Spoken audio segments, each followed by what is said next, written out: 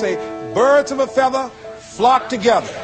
You run around with losers, you will end up a loser. Unconsciously, you will pick up their ways, you will pick up their habits, you'll pick up, most importantly, their attitude about life. If you're around cynical, negative people all the time, you will become cynical and negative. So you got to watch yourself. Many of us are living out the lives of other people, living out their conclusions, living out of their consciousness. The other thing is that you begin to looking at your life and looking at what it is that you want to achieve. Another crucial thing that you must do is align yourself with powerful people.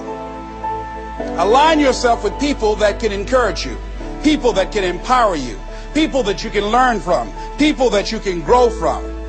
That's very important. See, if you have people around you that can contribute to your growth. When I wanted to become a speaker, I joined the National Speakers Association. I wanted to be around the Dr. Norman Vincent Peales, the Zig Ziglars, the Dwayne Dyers. I wanted to be around people that were doing what I wanted to do. I wanted to learn from them. And you want to do that too. You want to align yourself with people who think like you, people who dream like you, people who want more out of life, people that are stretching and searching and seeking some higher ground in life.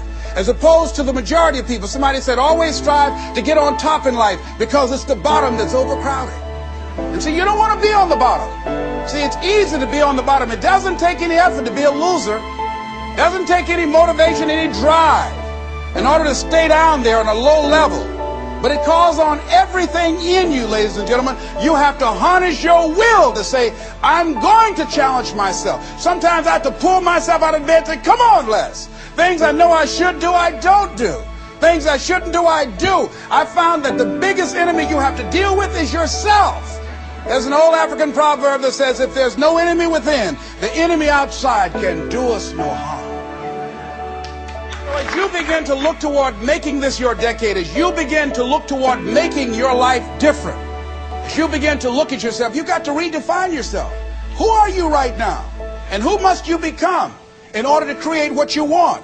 What has to change about you?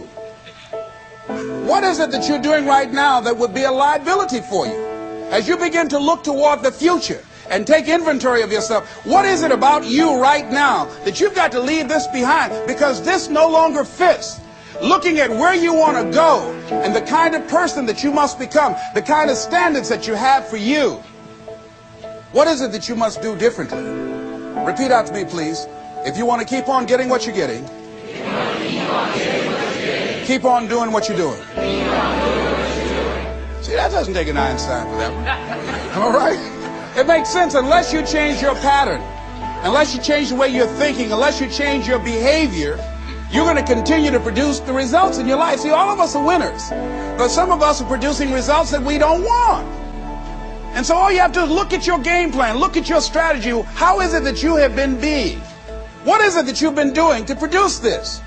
See, you're the director, you're the producer, you're writing the script, you're the star of your life. And as you begin to look at your life, you can decide whether or not it's a smash or whether or not it's a flop. That's in your hands. You got to learn to let the past go so you can grow. Many people never act on their dreams because they allow their past experiences to determine what their possibilities are. Whatever you've done in the past, that's not a reflection of your possibilities. That's just a reflection of your consciousness. That's just a reflection of your development and your growth. The future is unfolding for you right now. The future is unlimited for you right now. No one knows where you can go. No one knows what you're capable of or what's possible for you. You don't even know that. I had no idea, ladies and gentlemen. No one could have convinced me that I was able to do this. I'll never forget, I was speaking in Detroit, and a high school friend of mine saw me afterwards, and he was backstage. He said, I can't believe it's the same person.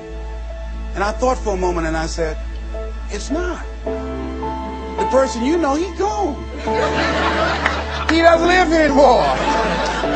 We have the power to change our personal history, changing the direction of our lives, changing our thoughts, changing where we want to go, exploring new horizons. So as you begin to look at this decade and affirming that this is your decade, as you set goals that will make you stretch, that will bring out the best in you, as you begin to remove the negative, toxic people from your life, as you decide to take some chances in life, And that's one of the things that's very important. Viscard said, if you're not willing to risk, you cannot grow. And if you cannot grow, you cannot become your best. And if you cannot become your best, you cannot be happy. And if you can't be happy, then what else is there?